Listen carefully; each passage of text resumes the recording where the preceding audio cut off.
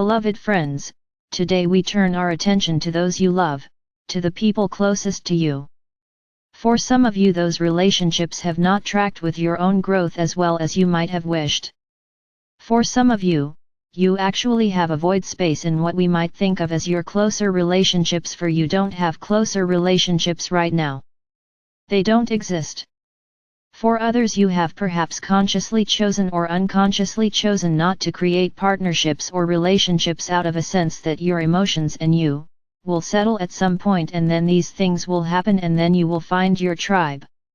We want to start out our conversation today by saying any way in which you are waiting for something to happen does not serve you. We would also like to say something else, and this will be a catalyst for much of what we talk about over the next week together, and that is this. Sometimes the reason that you hold yourself back is you don't have the confidence to create what you really want. Being sovereign is best described perhaps as the way of discovering how to be fulfilled. We have talked about this quite a lot, and really this is about how to become fulfilled in your own unique way, in the ways that really meet you as you are. This might be the most powerful way to think about becoming sovereign, to be more and more skillful and clear, aware, and capable of understanding and creating your own fulfillment. We also want to acknowledge today something unique about the realm in which you are focused, because it is an essential component of your lives. For all human beings, connection is an essential component to feeling happy. What kinds of connections are unique to you? How much connection is unique to you? How you wish to create connection is unique to you. Yet all of you in your embodied human focus share a deep, fundamental need to experience connection in order to have embodied happiness. This is just part of the nature of your realm. The human body is created in such a way that it actually needs touch. The human being, which all of you are in this particular experience of focus, therefore, needs to be connected not just for touch but for many other reasons with other humans. Again, the ways in which you choose to do this and what fulfills you and how much of this you need will vary based on each of you, and your own personal indicators for this are your happiness. We would like you to consider all of these things as we talk today a little bit about the various ways in which you are connected and what ideally we sense would be most supportive and wonderful for you. We would like you now to imagine this inner circle of your life, this day-to-day connection possibility. This would include the people or the animals closest to you, or that space that they might be in if they are not currently there. Imagine this space, however, filled with a few people, or perhaps a few more than a few if you like, and if you wish to put animals in the mix, that too.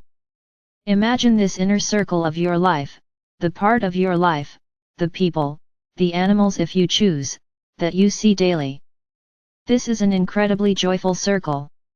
You have regular, wonderful, uplifting interactions. You feel entirely supported. There is a deep sense of trust. You have each other's backs. You can count on each other. All the other nuances of this are particular to you. But those are the ones we would encourage you to include. Then there is another circle of connection, what we might call your friends. People you see perhaps weekly or talk to on the phone. People you love dearly who make you laugh, people who really get you. People you share important news with, people you love to support and cheer on. People you comfort when they have had something terrible happen, people who comfort you.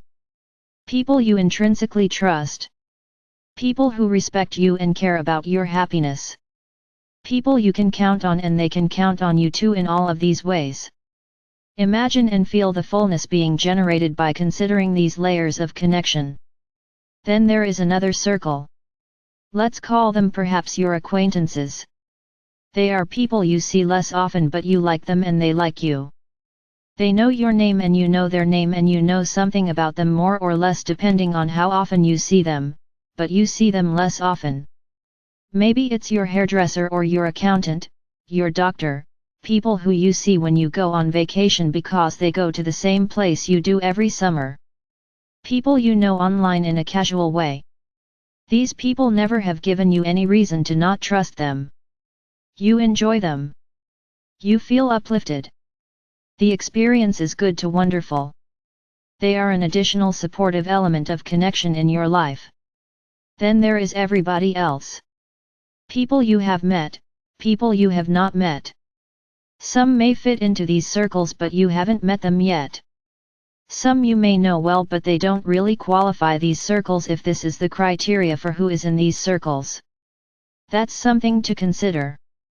This is a way of considering the fulfillment of your relationships, and since being connected is an essential component to being human and your fulfillment is the pathway to sovereignty, we cannot have this conversation with you without talking about the way in which your relationships currently exist and the way in which your relationships potentially might exist. You see, my friends, taking care of your fulfillment is how you become more unconditional with others and more importantly with yourself.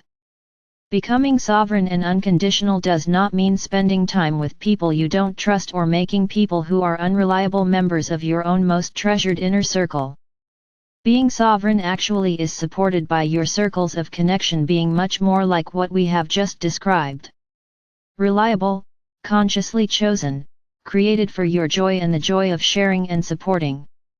Revealing yourself and knowing you will be honored and knowing you will do the same for another is a powerful way in which your world is being uplifted. When you are in that kind of relationship, there is more openness because you are more open and you are how the world changes. How you are you is the only way you can change the world. Since we have shared that connection is an essential element to being human, why not choose to consider all of the relationships in your life and the various layers we have talked about today and see how you might make them something that you treasure.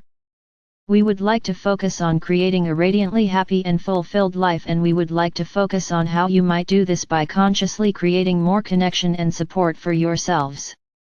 We are not advocating leaving existing relationships, unless you feel that is right for you. We are talking more about how you might view your relationships. The kind of expectations you might have when you envision new relationships that you hope to create, and to consider how you might increasingly harmonize your experience by creating the kind of relationships in your life that will be increasingly sovereign too.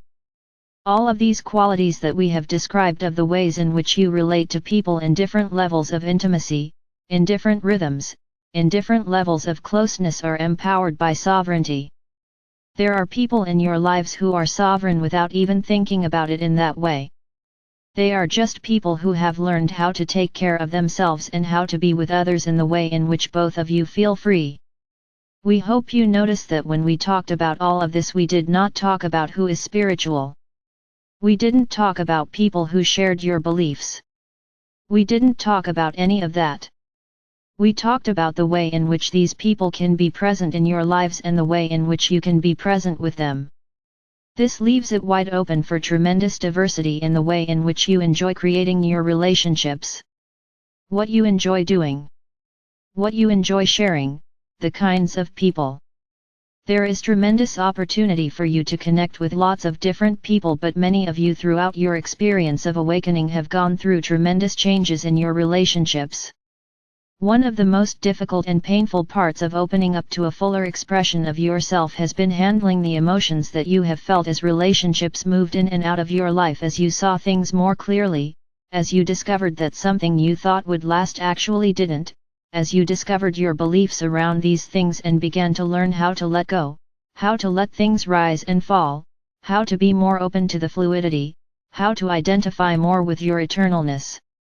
We have talked about all of these things together for a couple of years now. Now we would like to encourage you to consider how would you create the most abundant constellation of connection and support for yourself in your life? What would that look like? What relationships would you like to have that you don't have? What might they be? Today we are hoping you might begin dreaming. Not feeling bad about relationships you have in your life that perhaps don't meet your standards yet. Maybe they never will. What if today you let all of that be just as it is and you consider, what kind of connections do I choose to create now so that I can experience an abundance of fulfillment and satisfy my inherent human desire to share? I am Archangel Michael.